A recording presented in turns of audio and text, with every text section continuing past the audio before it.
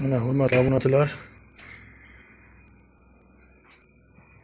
ishimiz tayyor bo'ldi. Mana antresollik.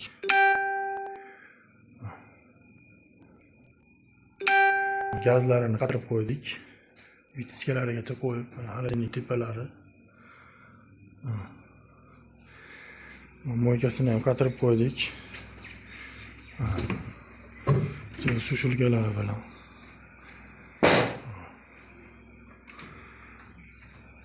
Murojaat qila olasizlar. Dastavkasi ichida o'rnatib beramiz. Tagiga duxovka qo'yadi. Gazini ham qatirib qo'ydim. Kir mashina ham kirgizib qo'ydim mana. Mikrovolnovkalarga joylarni qo'yib